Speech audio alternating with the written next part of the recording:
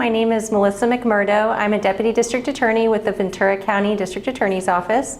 I work at the Family Justice Center as the assigned prosecutor, and prior to that assignment, I worked in everything from misdemeanors to general felonies, the specialized DUI grant, and the domestic violence unit. Thank you for being here today. Hi, I'm Kelly Tyndall. I'm a senior victim advocate with the DA's office, and my caseload is working with elders, and particularly working with scams and fraud. So here in Ventura County, we work under District Attorney Eric Nasarenko, and he subscribes to a key philosophy when it comes to scams. And that is prevention over prosecution. Prosecution is very hard in scam cases, and prevention is best. It helps the victims, and we believe in Ventura County that we can stamp out scams. Just don't answer your phone, and we'll talk more about that later.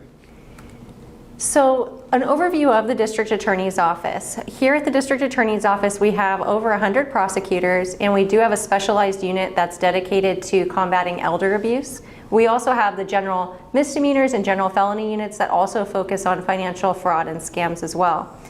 We have over 50 district attorney investigators, and what that means is the District Attorney's Office has essentially its own police department. So when a crime is reported to a local jurisdiction, such as Oxnard Police Department, that agency will investigate the crime. Once that case is filed, the District Attorney's Office then handles the case moving forward. And so if an attorney is going through the case and they realize, hey, this key witness over here was never interviewed, I'd like that person interviewed, that's where the DA investigators step in and they go out and conduct that interview as sworn peace officers. We also have a robust victim services unit that Kelly's a part of. There's over 30 victim advocates, and we're hiring all the time. Victim advocates are a key part of the criminal case. And just a key note here, if a case has been reported to the police department, victim services can start right away. It doesn't have to be a criminal case in the criminal court system yet. It can be developing, but as long as the police report's made, victim services can start right away. So what that means is you don't have to have a link to the District Attorney's Office in order to access victim services. All you have to do is report crime when you've been a victim of a crime. So let's talk a little bit about the criminal justice process. So when someone is a victim of a scam or fraud or any other crime, the first stop is reporting it to law enforcement. So if it's an emergency situation, calling 911. If it's not an emergency situation, calling the non-emergency phone number for the agency where you live or where the crime took place. So if you are in Ventura, you'd reach out to the Ventura Police Department. If you're in Simi Valley, the Simi Valley Police Department, so on and so forth. Once that report is made, the police officer types up all the information and submits it as a case file to the District Attorney's Office. At that step, that packet is given to a Deputy District Attorney, and they decide whether charges can be proven beyond a reasonable doubt. In the event that the case can be proven beyond a reasonable doubt, it's filed in the court system and it starts now in through the criminal justice system. The first stop is the arraignment, where someone pleads guilty or not guilty. After that stage, there's various hearings along the way with the defense attorney, the prosecution, and the judge. And ultimately, if the person does not plead guilty or the case is not dismissed, that case could go to a jury trial. And at that stage, 12 people from the community decide whether the defendant is guilty or not guilty. So that's just a huge overview of the criminal justice system. But Kelly in Victim Services also guides victims throughout the criminal justice process. Especially with victims of scams and fraud. The first report you make would be to law enforcement, local law enforcement. But after that starts, local law enforcement works with me on a team called FAST in the county, and that stands for Financial Abuse Specialist Team. There's a round table of us that meet a couple of times a month, and we go over scams and fraud and financial crimes and how to best solve those. So once a police report has been made to one of the law enforcement agencies here, then we take the case further. we report it to all of the other agencies throughout the nation that would help this case, and that could be the FBI, that could be the Federal Trade Commission, and we can go over that in more detail and specifically to the victim once the case has been started. It has to start with local law enforcement. And Kelly, if someone's having difficulty getting to the courthouse or coming to the hearings, what, if anything, can Victim Services do for that person? That is a great question. That's where I come in, especially. I like to refer to myself as, you can call me the concierge of Victim Services in the court system. I'm going to make sure that you're able to get here, whether you need, maybe you have mobility issues, you would need special transportation or any kind of transportation. You as a senior would need help getting here. I'm going to make sure that you have help every step of the way. Example, I had a lady today that had just recovered from surgery, and so she had some mobility issues and she needed a wheelchair transportation. She was also a little concerned that during the course of the day that she would have to go to the restroom during the testimony in the courts. I ordered care provider to come in the court system so she was able to have a wheelchair and she was able to have an aide with her if she needed to go to the restroom, so she would feel comfortable when she was on the witness stand. Also, I requested that we have one of our support animals, and we'll go over that too. I had Tracker come in and help with her testimony just to give her a little comfort while she was on the witness stand. So if anyone is a victim of a crime, do they get a victim advocate assigned? It has to be a victim of specific types of crime. Any senior that's been a victim of a crime is going to get a victim advocate, most likely going to get me, or it's going to come to my desk and it's going to be one or two other victim advocates, a team of us that specialize with elder abuse. Let's actually talk about elder abuse.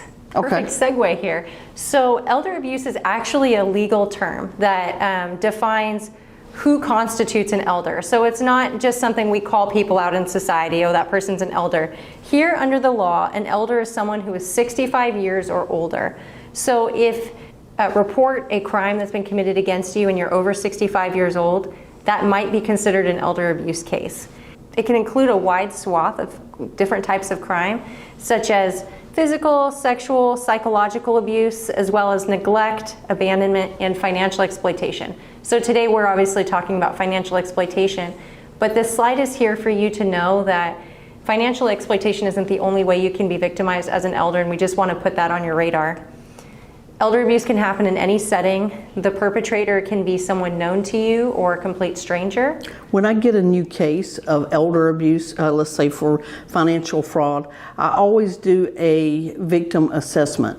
And I talk with my client and make sure that all their other basic needs are being met, and talk to them in depth about their lifestyle and if they need any help or assistance. Oftentimes we find that if they're a victim of one type of abuse or crime, they have multiple issues in their case, and we try to address all of them. So exactly, when we see someone who's been a victim of financial exploitation or a victim of neglect, oftentimes they're also a victim of potentially physical abuse or any of the other types of abuse that you see. So when one of these is present, oftentimes multiple of them are present. We work closely with Adult Protective Services as well as Area Agency on Aging to make sure that the victim of elder abuse or senior crime, that they're getting all their needs met. And just another note on the grant that Kelly works under, she serves elders, but she also works with people who are dependent adults. And so they also qualify for services under Kelly's grant. And dependent adults would be considered under the law someone that has disabilities that needs special attention. So now let's move forward and talk about the most common types of elder abuse, or the most common forms. We're looking at financial exploitation and physical abuse. And every time that I have a case that has physical abuse, I ask for financial forensic studies of their finances, because oftentimes with physical abuse, they'll also have other forms of abuse going on in their life. And while the focus here today is on scams specifically, we are going to raise a few issues that relate to caregiver exploitation, as well as keeping your ATM card safe. We'll touch on a few other items as well, so just so you're aware that's going to be coming. But right now, let's jump into a video from the Federal Trade Commission.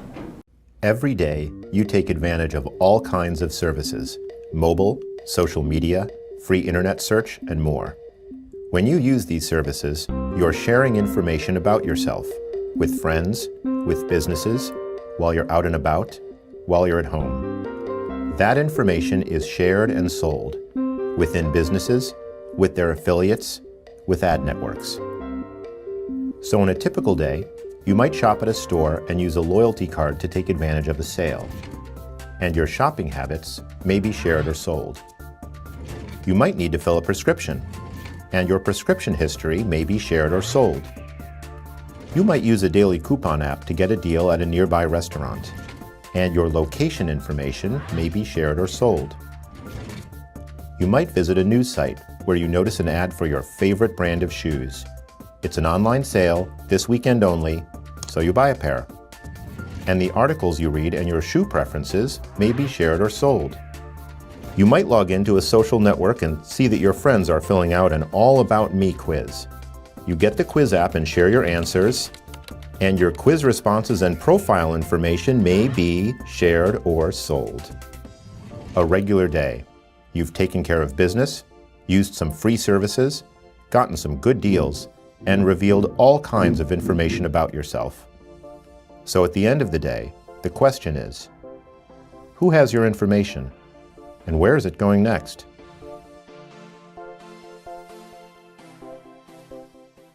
I don't know about you, Melissa, but that is me. I can do those things every day, and I've had people in presentations ask me, well, Kelly, how can I get my information off of the internet? How can I get my information out there safe or take it away altogether?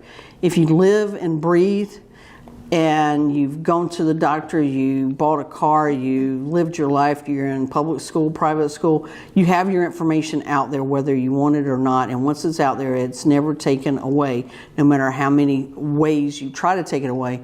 The best thing you can do is limit what you have out there and be safe.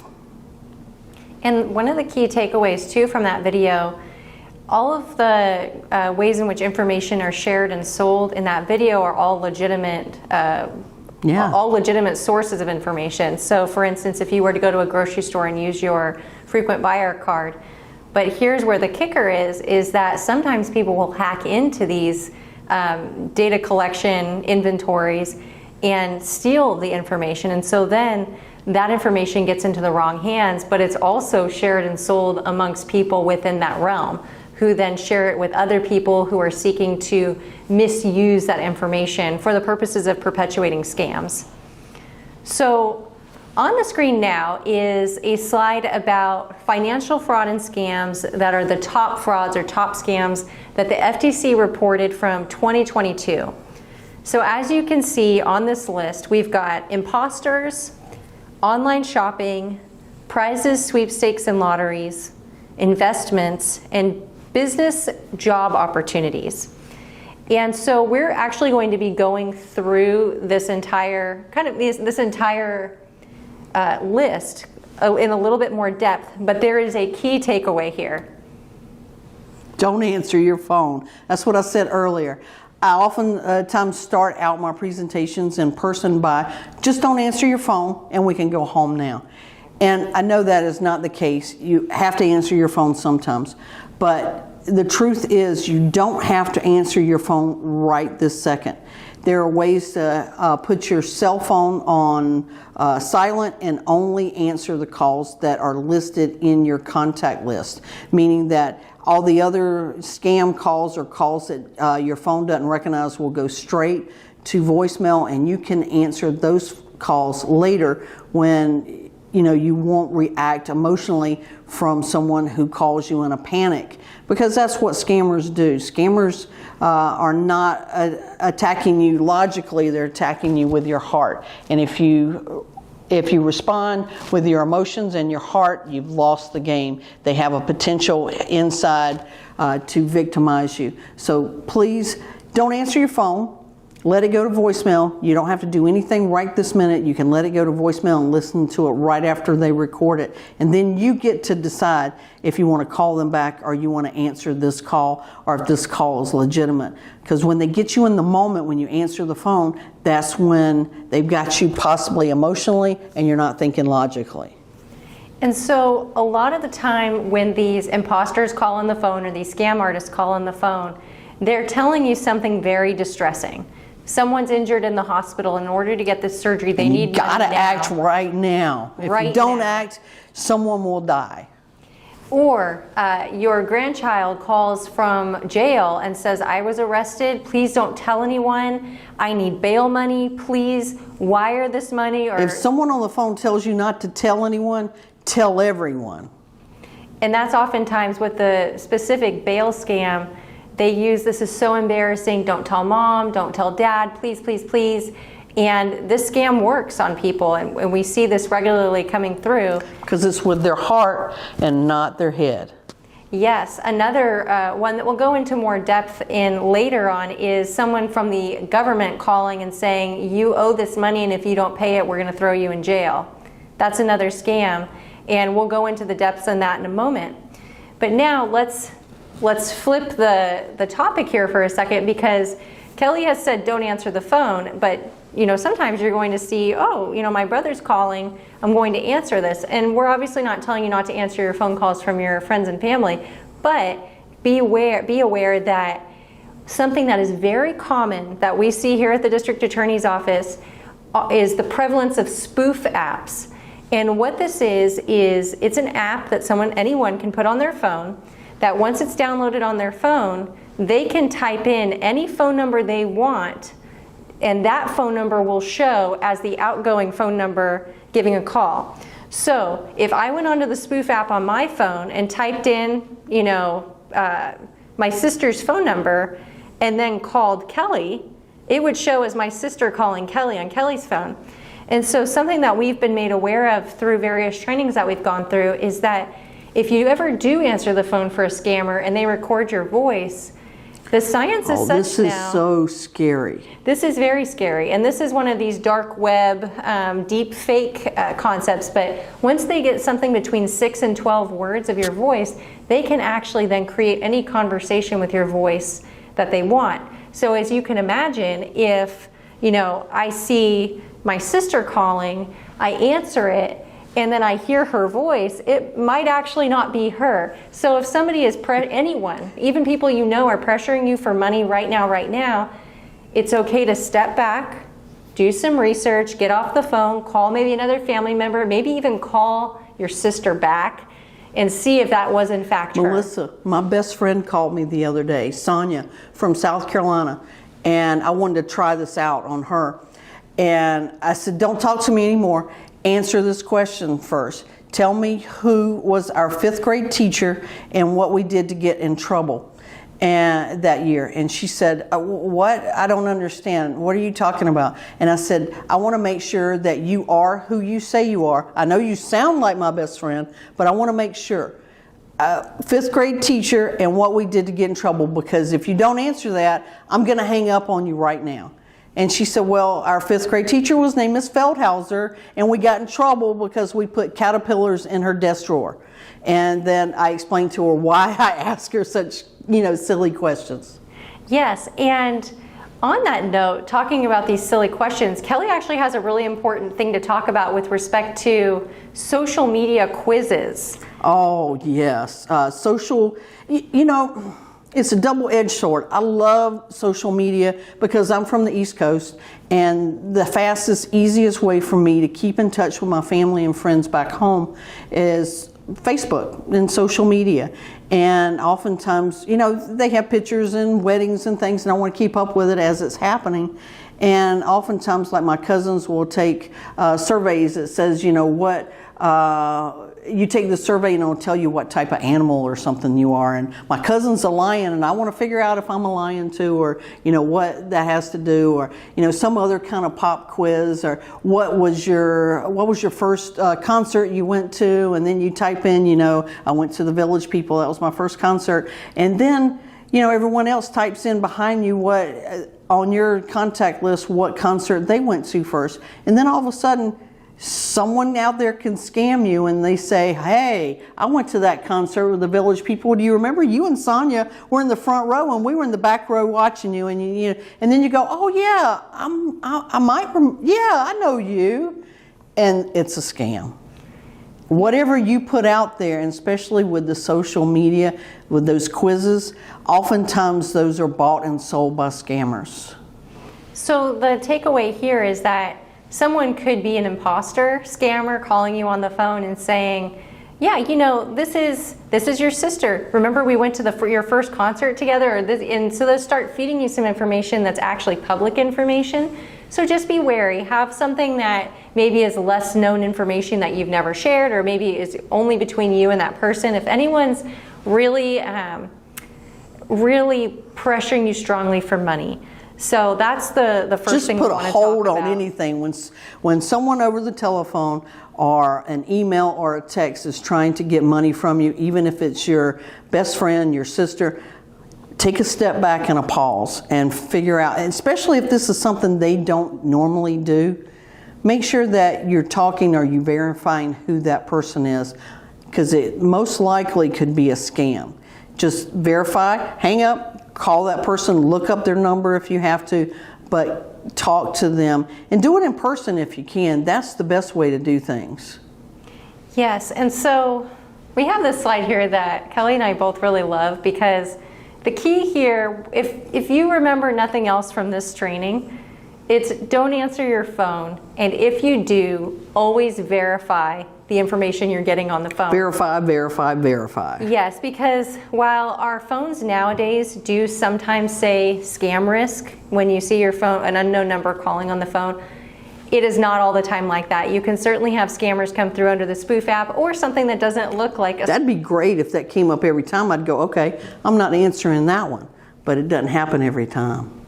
Exactly. So exercise caution. That's really the takeaway with the phone calls. So this would be an example of an emergency style scam call. It could also come through texting. I could see that as a way that people can be trying to infiltrate. But you see here it says, hi Grandpa, it's me.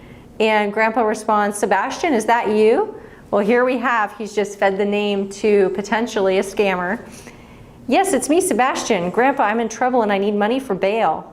Grandpa says, what happened? Please don't tell Mom or Dad. I'll get in so much trouble. Tell Mom or Dad. Tell Mom or Dad right away, because most likely you call Mom or Dad and they'll say, no, Sebastian's in his room playing a video game. He's safe. And alternatively, call Sebastian. And see if Sebastian answers. Call Mom and Dad. Call anyone. Really take a step back. Take a step back. Even if you don't call anyone, tell them, I've got to hang up right now. I'll call you right back. But that gives you a chance to pause and think about what you're doing. If you don't talk to anyone but the dog, sit down and process this, and not in a heightened state of emotions. Because when you act with your heart, you don't act with your logic. Yeah, and really again too, let's say now you do take a step back. You do call Mom and Dad and you don't get an answer. You do call Sebastian, he doesn't pick up. Maybe call the jail where Sebastian is supposedly sitting and verify that he's there. Maybe call the hospital if it's a type of family emergency, the person's in the hospital. Call that hospital and say, is my niece there? Is my granddaughter there? Whoever it may be that's requesting the money, verify. Don't just blindly go into any situation and just start giving out money. And I can't emphasize this enough, but this is incredibly common and incredibly effective. So we really want you to kind of take away from this. It's okay to take time to get back. There is nothing that is so immensely important that it can't be handled in 15 minutes from now. Melissa, I read somewhere that 90% of scams start with a telephone call. We could really stop scams if we stopped answering and responding to a call right away. So now we're going to jump into this next video. Kelly, did you have anything you wanted to say about No. introducing it? Okay, I'm going to go ahead and play it.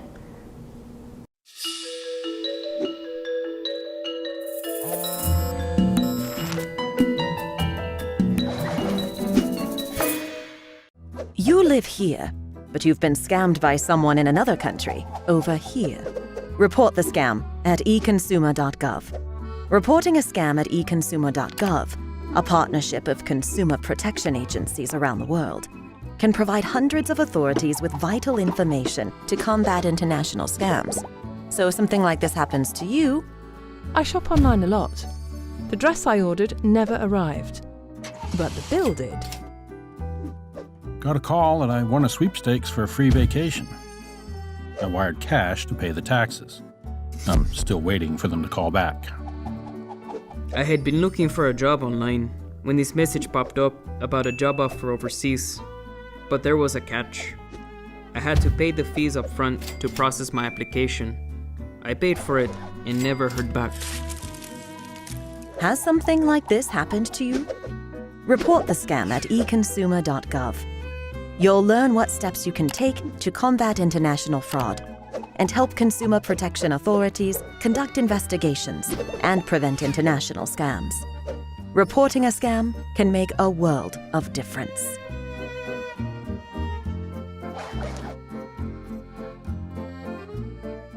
It's really important to report scams. And you say, well, there's so many of them out there and there's nothing they can do.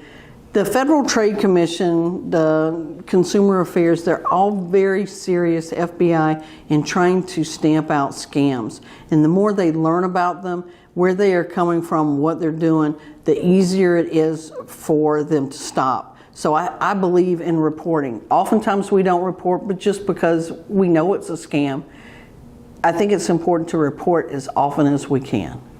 Exactly, and the fact of the matter is if nobody reports a scammer, and let's say they are operating locally, that person's never going to get caught or checked or pursued. So it is important to report when you've been a victim of a scam, because even an attempted scam, so law enforcement can follow up on it.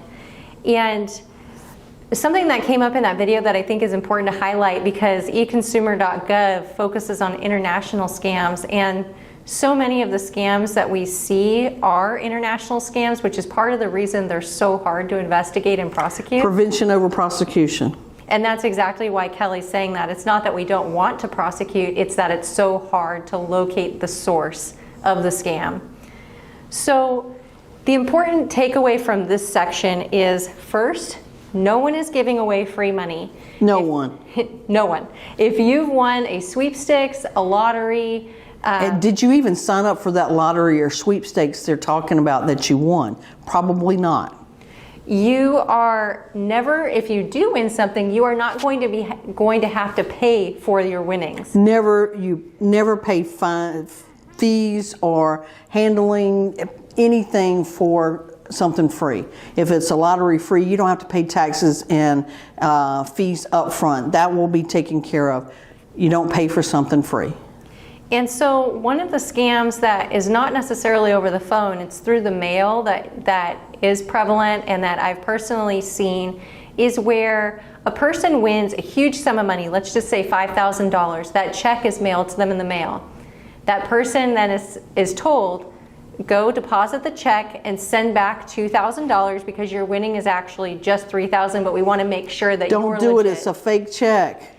Not only is it a fake check, when you do deposit it, or when that check is deposited and the $2,000 is withdrawn for that scammer, now, once 3 weeks later, when the bank realizes this isn't a legitimate check, now that bank puts that consumer on the hook for the $2,000 that was taken out.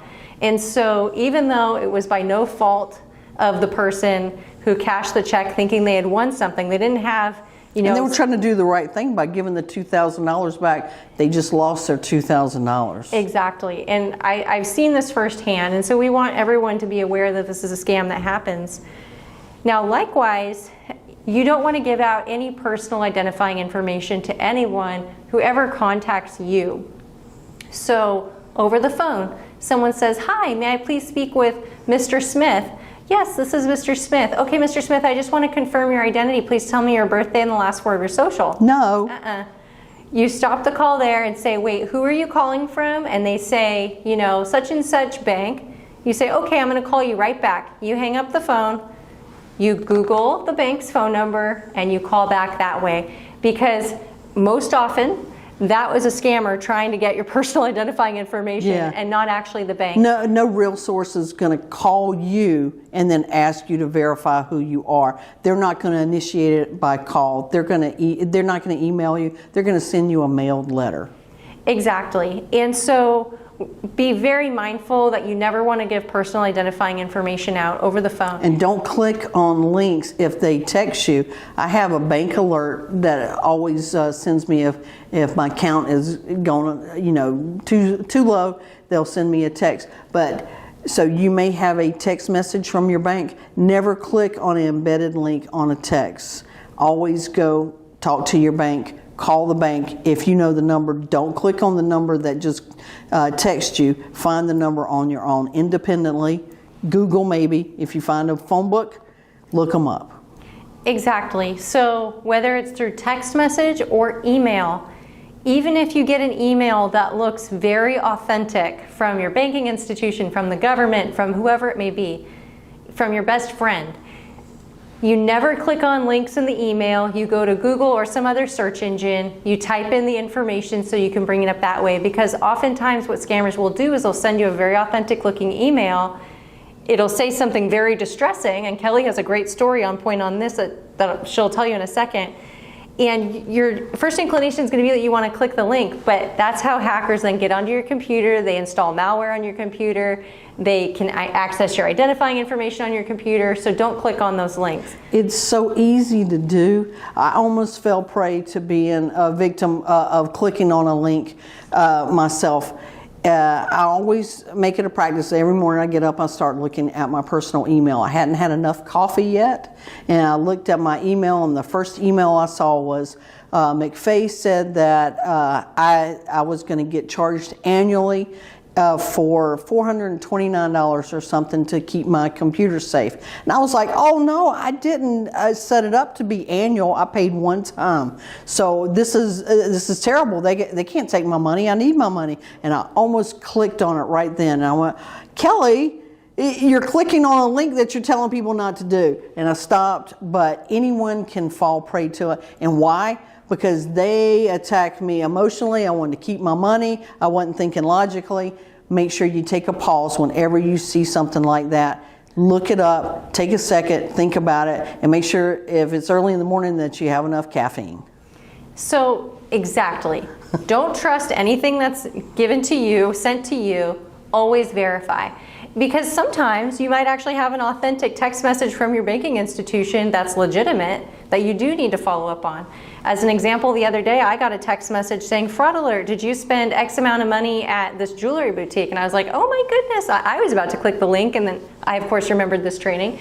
I called and it was real. It was really from my bank. It was really fraud that had happened in Montana, and we were able to solve that. So you obviously don't want to let things languish either, because authentic, legitimate communications can be sent to you through email and text. So just be aware of that. And it can be through the mail too. You can get fraud through the mail. So I make it a practice. There's always a lot of mail. I'm getting a lot of mail these days. I don't look at my mail every day because I have all my bills set up with automatic bill pay. So I know that, I'm not going to have my lights turned off because I forgot to pay the bill. I stack all my mail up and then I look at it at the end of the week on Saturday morning with enough caffeine or tea or something to wake up with. And I look at all my mail and I decide, what to do. And if I see something that needs to be taken care of right away, I do that. Sometimes I've seen things that are fraudulent, and I know that this is a fraud letter. Something came through the U.S. Postage. The postal system has their own investigative team. If you come across something that you think is fake that's been mailed to you by the U.S. Postal Service, take it to your bank. I mean, not your bank, your U.S. Post Office, and ask the postmaster to have this investigated, because this is not just a local crime. This would be considered a federal crime. Exactly. So follow up, report scams where they've happened, That way they can be investigated. And make sure that when you're looking at your mail, you know, I said I look at my mail every week, that you take care of your mail. You don't just throw it in the trash can, because we've got scammers that's going through your trash as well. I used to shred everything, but I get so much mail that I've burnt out 2 shred machines. So now I use inker that blots out the personal information. But make sure that you take care of your personal information on your mail and you're not just throwing it in the trash. So now I'm going to play this next video. Is there any intro that you want to do to this? Okay, so we're going to go ahead and play it.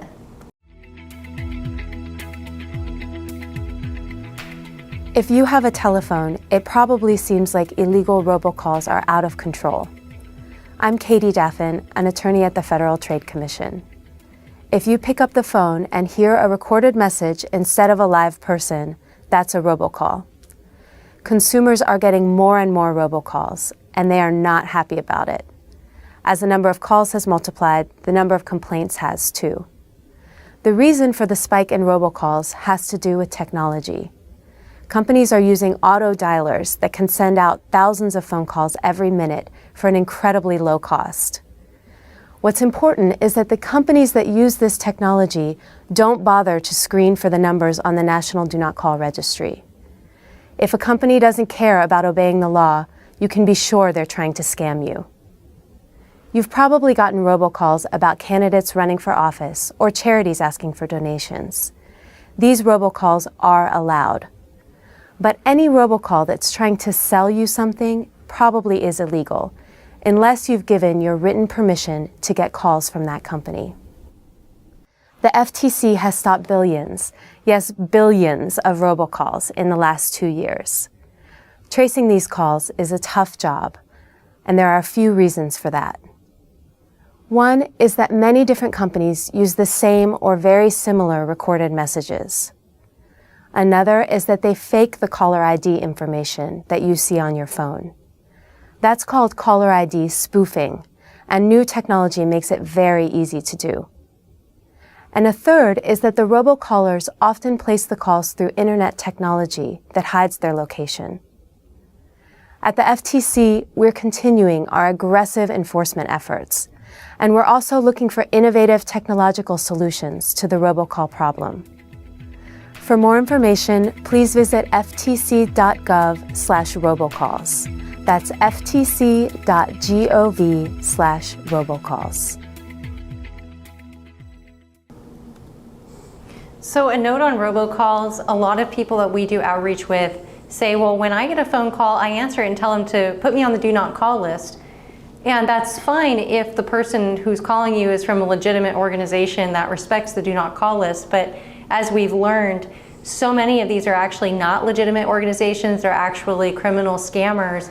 The do not call list is futile with them. They're not going to respect the do not call list. And when you've engaged and answered the phone and perhaps had a short conversation with the person, now they have your voice potentially for that deep fake. They have your information. Yes, and what do they do if somebody answers the phone and starts engaging with spammer? What ends up happening, Kelly? Well, they could hang up on the call eventually and say, I know you're a scammer, or, you know, whatever you do with them. But that scammer has learned that you will engage with them by answering the call. And if you may not fall for that scam that day, but you're a potential mark for them, so they could sell that information to their deep, dark scam buddies, and you'll get 1,000 more calls. After you answer one, it seems like you get a whole lot more. Well, that's because they've sent your information on. She didn't fall for it for this time, but she might fall for it next time from you. So they pass it on to their other scam buddies. Because they've identified you as someone who's willing to pick up the phone. So now switching gears a little bit, we're going to talk about social media. So what we see here in terms of scams on social media, we see obviously friend imposters can take place. Where an account appears. My policy is that I'm not going to be friends with anyone on Facebook that I don't already know, because oftentimes they're imposters. They're not who they say they are, and you should never give money to anyone over the internet, especially someone that you don't know. And that's what happens. That's what ends up happening a lot. There's a lot of potential to have connections with family and friends on social media. You don't really have to connect with someone you don't know. And just like someone can do a spoof phone number over the phone, someone can make a spoof account that looks like it could be Kelly's account. Kelly's account contacting me. I have people all the time that are so sad and feel like it's their fault that they were a victim of a scam, especially with friendship scams or romance scams. You have to realize that these people are well educated and well funded, and their main purpose is to separate you from your money, and they've learned how to do this by befriending you, and it can be a long friendship. They could work this friendship out for a long time. I had a case where this lady was a friend, made a friend with what she thought was a doctor from Kuwait, and her friendship grew over time. And she said that this doctor had family, had children back home, and he couldn't get money to them. Would she help? Well, of course she wanted to help. She wanted to help him. This is a potential scam. Don't become friends with people that you haven't seen in person, and especially don't give them money. Especially people you don't know, people you meet on Facebook or on some social media platform should not ask you for money. If they do, they're not friends. You don't have to be friends with someone and give them money online. And even if it's a friend or family members of yours coming through social media asking you for money, it's okay to pick up the phone and give them a call. Make sure that this person is who they really say they are. You know, suppose Kelly were to send me a message on Facebook saying, you know what, I'm hitting hard times, I need $100. I would call Kelly and say, hey Kelly, did you just ask for $100? And she'd say, no, that wasn't me. Oh, Kelly, your account's been hacked, or someone's made a spoof account on you. And you know, my Facebook account just got hacked the other day. I keep a Facebook account. I have this love-hate relationship with it, but I keep my Facebook account because I have family and friends that are far away and I want to keep up with them. But oftentimes, if a family member gets hacked, then my account gets hacked too, because all of their contacts on their social media, it goes out. It's like spider webs. It keeps going out and it hacks everyone in their contact list, and it hacks everyone in my contact list, and the list goes on and on. So be careful when you're on social media. I'm not saying don't do it, because I do it, but just be careful, because not everyone is who they say they are. Yep, just like with phones, don't trust, verify. Really seek out what really happening here. Who is this person? If they're a stranger, obviously exercise caution. Probably don't engage with strangers. So now switching gears, I have this example about the IRS, but this actually can be used as an example for almost everything when it comes to phone-initiated scams. But the IRS scam that is around, it's present currently, it's been going on for years. Someone calls you from the IRS or emails you from the IRS and says, you owe back taxes. If you do not pay these back taxes immediately, we will issue a warrant for your arrest. So, they could even say scarier things like they've got the police coming after you right now. Police are coming right now. You need to pay this money right now. So there's a couple red flags. First red flag that the FTC has identified is that the IRS does not contact you through the phone. The IRS sends its official correspondence through the mail. I know, because I got one. Yes, but also be aware, fraud and scammers can also operate through the mail. But what you want to know, though, is if you're getting a phone call from the IRS, it's not the IRS. No, they never call. They never text. They're going to send you a letter in the mail. And then the second thing that the FTC has identified is that what these scammers are doing is they're pressuring people to pay through cryptocurrency or by wiring money. Never pay by cryptocurrency, Bitcoin, wired, or even gift cards. All of these are just not ways to make any legitimate payment. Don't do it. And what the IRS has come out and said is that in their official correspondence that comes through the mail, they do not specify the method of payment, whether it's check, credit card, cash, and they don't. I don't believe they accept payment through cryptocurrency specifically. No. So that's a red flag. You might get a text message from the IRS let me back up. You might get a text message from a scammer as an imposter of the IRS with a tax rebate that you have to click. That doesn't happen. Don't click on Or embedded stimulus links. money. I've seen those texts come out. Got to click on this to get stimulus money. Don't click. Don't click. Don't click. Don't answer your phone. And if you want the official information from the IRS on the status of your refund, you can go to irs.gov. That is a legitimate website. You can go on, you can Google or use any other search engine.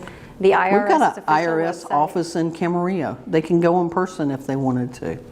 Exactly. So again, these time-sensitive, you need to pay now threats being made, whether it be a bank, an accountant, Edison, SoCal Gas Company, the IRS, any sort of governmental agency, organization, banking agency, financial institution, none of them are going to be calling you and hounding you for money that needs to be paid at this moment. So Scammers will call you, demand payment right now, and if you don't pay them, you're in trouble. And we all want to stay out of trouble, and we want to listen to the government. We want to do what we're supposed to do, and we don't want to owe anyone. Just don't fall for the urgency. Take a step back, take a pause. And so let's just say you get a phone call that you think is official. Maybe you forgot what I just talked about, that the IRS doesn't call you, but let's just say you think the IRS is calling you, or your bank, or whatever organization may be at play here. Write down the information, hang up. Research what you've just been told, call a friend or family member.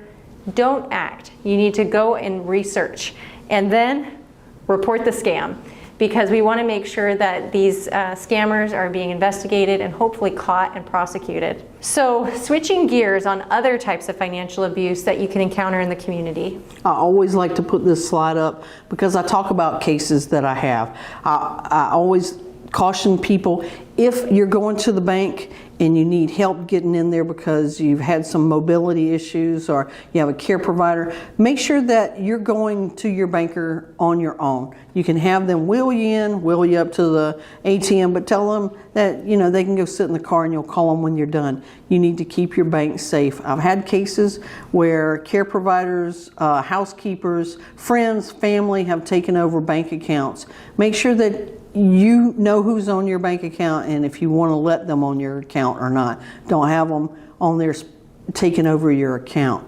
I'll also show a picture of a car because I had a lady on my caseload that was home, and she had this housekeeper that wanted to help her with shopping and taking her to her doctor's appointments, but she said, I'm having car issues. My car broke down. I can get to work on the bus, but I can't go pick up your groceries or your medication. Can't take you to your doctor's appointments.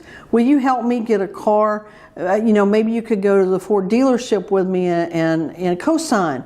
And the lady lived on a meager Social Security benefits only. She had a very tight budget, but she wanted to help her housekeeper, and she also wanted to get the chores done. She wanted someone that could go pick up things. So she didn't have the money to buy a car on her own, but she had good credit, and the good credit allowed her to co-sign for that car for her housekeeper. Well, the housekeeper quit, left, didn't call back, didn't come, and moved to Oklahoma Arkansas. She moved to Arkansas and couldn't find her, couldn't keep up with her, and it's on my caseload right now. We're trying to find her, but meanwhile, this victim is on the hook for paying the car note. Why? Because she co-signed it. She helped her housekeeper, what she thought, but to keep her credit clean, she has to make the car note until we get the car back.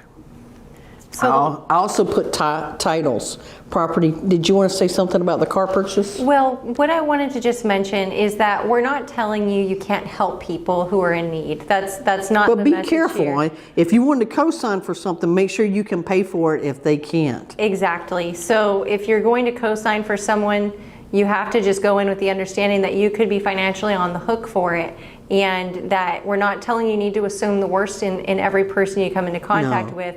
But you should be aware of the potential repercussions of signing on to... Be careful of anything you do financially. Exactly. And I always put property titles up here because property titles can get signed off. I've seen cases, it's always about cases that I've seen where a person got on their title of their house and sold their house out from under them. You don't have to pay companies to keep your accounts and your titles safe. I believe that you can do these things on your own. You can go to the clerk and recorder's office, their website here in the county, or you can call them, go by and ask how to best safeguard your title, because there are ways that you can keep up and make sure that your title is safe.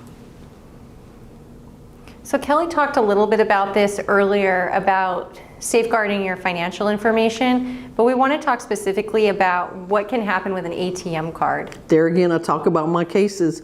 It's always case. I'm afraid of doing a lot these days because of things that I've seen. I'm very cautious. Make sure that you don't give out your password, your ATM. Use the bank during the daytime or someplace that you know well. I'm not saying that there is a ATM in a dark alley, but please don't go use a dark alley ATM. Make sure that you don't share your password with someone. Don't let someone watch you use your password. I have a case where a gentleman had mobility issues and he wanted some pocket money. He asked his care provider, please, can you go get me $100 out of the bank and here's my password. Well, he checked his bank account. The care provider brought back the $100 and he checked a few weeks. He checked over and over and there was nothing wrong with his account. He had exactly what he was supposed to have in it. And he didn't check his bank all the time because he was on automatic bill pay. But the banks started giving him notice that his account was overdrawn. What happened? It was about maybe 4, 5, 6 months later, he had no money in his primary account. What happened? Well, what happened was, I don't believe that the care provider was a bad person, but the person slipped out his card when he wasn't noticing it, slipped it out of his wallet, went and took a few dollars one day and figured out that he could take a few more, and all of a sudden that bank was cleared out of all of his money. And we think that the federal government reimburses because it says on the bank, secured by the federal government, that they will replace that money. Well, they do in certain circumstances, but not in this one. Why? Because he had given out his password one time to his care provider, and that gave that care provider privilege to go take money out any other time by the federal government standards. We're prosecuting the case currently because there's videotape of the man taking the money out of the account, but he hasn't got his money reimbursed by the security system. So it's in the process now, but it doesn't have to happen if he didn't give out the password. Keep your password safe. Go to the ATM on your own. If you can't get there, figure out some way. If they have to wheel you up, like I said, and go sit in the car until you've done your banking, do your banking on your own and not let someone do it for you. So I'd like to highlight a key distinction here. When you're out and about and you get a fraud alert that someone's used your credit card in Montana, the bank will usually reimburse the money that was stolen as a result of that fraud, because somebody somewhere got your number and they went out without your permission, used the card, and stole that money. However, if you give your card to someone and give the PIN number for your debit card, whatever it may be, that person didn't acquire that information illegally. They acquired it legitimately, even though it shouldn't have been given out.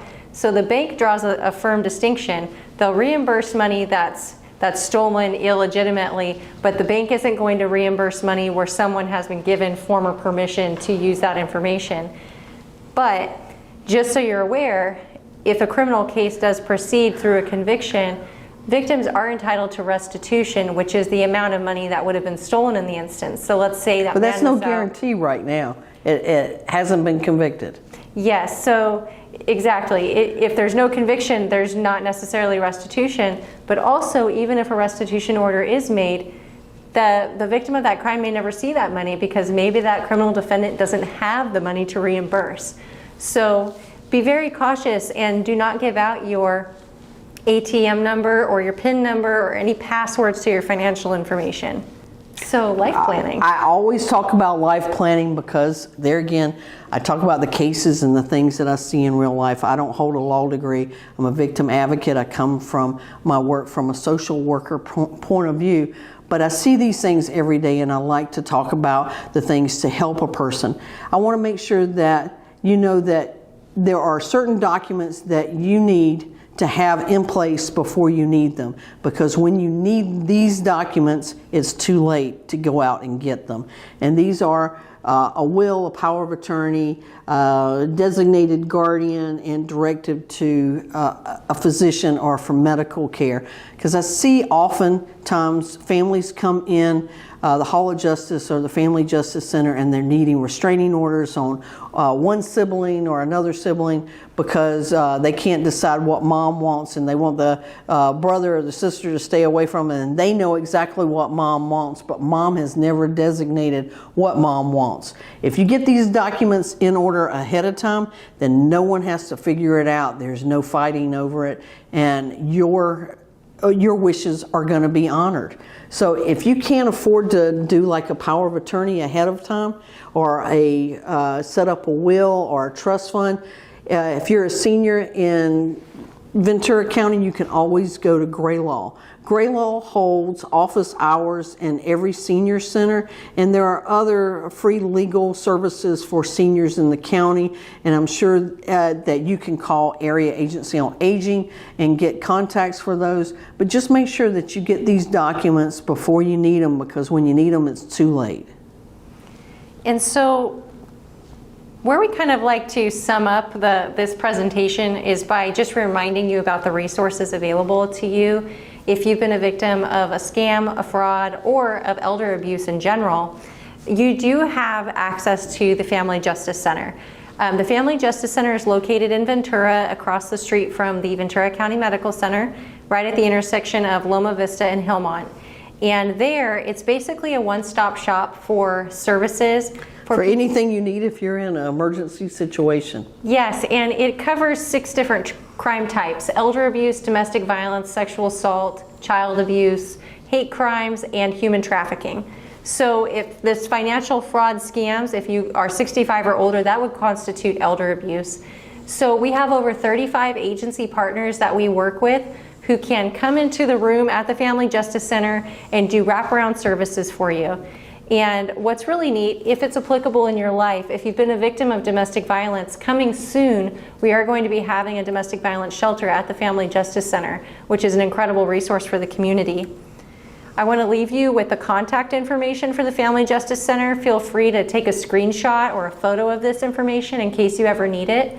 And specifically, I'd like to highlight that if you ever feel like it's not safe for you to make a phone call, there is a phone number for you to text message. So you can send a covert text message if you ever need that level of assistance. Obviously, we always want to encourage someone to call 911 if there is an emergency situation, but we want to also provide these resources after you've called 911. Kelly mentioned earlier about our courthouse facility dogs. We've got 3 of them. They're all my favorite advocates. Yes, and they're all black labs. Tracker, who is on the far right in the blue collar, he's stationed at the Family Justice Center, and Star and Comet, the other 2 dogs, are stationed here at the Hall of Justice, and they assist Kelly on her cases regularly. They assist us all the time. Star, she has we have cubicle offices, and Star is a few cubicles down from me with her handler. And all the dogs are trained in stress response. They can somehow sense stress hormones.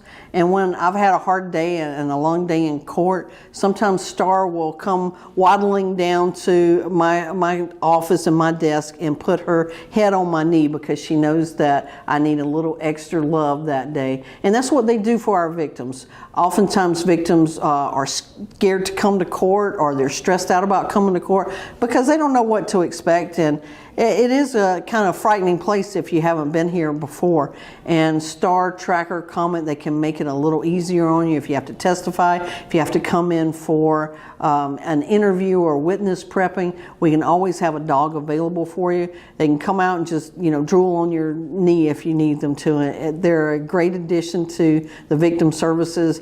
I'd like to have one with me on every case if I can. And they are available. So that's just another resource available should you come to the Family Justice Center or the courthouse. So Kelly, The take it takeaways: away. don't answer your phone. Don't answer your phone. Don't answer your phone. You can get your phone set up where you're only answering calls that are in your contact list. Everything else will go to voicemail. You can listen to it hour later, end of the day, or never listen to it if you don't want to. The takeaway is don't answer your phone. That's the gateway for the rest of the world to enter your life and potentially cause you harm. If you do answer the phone, be safe, be careful, and verify, verify, verify. And don't click on embedded links in text messages or in emails. Just don't click on them. Even if they're legitimate, don't click on them. Always just make it your general practice. Go onto a search engine, pull up the website for the entity or company that is reaching out to you, respond that way. Place a phone call. Don't click on embedded links. It's not worth the hassle in your life and potentially opening yourself up to a scammer. Okay, so something really exciting that we want to talk about here today is that we are putting together a Scam and Fraud Prevention Academy. This is going to be happening in summer of 2023, and it's going to be a peer-to-peer kind of support mentorship that we're educating members of the community on. Because people only listen to us so much. I believe that people will listen to each other more, and peer-to-peers can know it a whole lot better. You can take it to your Rotary clubs or your Kiwanis or you can church or your temple, and you can engage with your family and friends and help stamp out scams. I believe that we can stop scams in Ventura County if we all band together and try to stop scams before they stop, because what's the takeaway? Eric Nazarenko believes in prevention of scams. We can stop them. And if you would like to be part of the Scam Prevention Academy, feel free to reach out to Kelly or myself. Our contact information is here on the screen. Please take a screenshot of it, take a picture of it, write it down, whatever is easiest for you. We want to be able to link up with people who are interested in educating the community on scam prevention. Also, feel free to write down our information if you have any follow-up questions on this presentation. Yes. We can't give legal advice, but we can certainly direct you to resources if they're appropriate. If you've been a victim of a scam or you know someone that needs resources, that needs contacts, if I don't know them, I'm going to find them for you. You can reach out to me. The best way to reach me is through email. If I'm not doing outreach and preventing scams, I'm usually in court. And thank you for your time today. We really appreciate that you stuck around for this presentation. And don't answer your phone.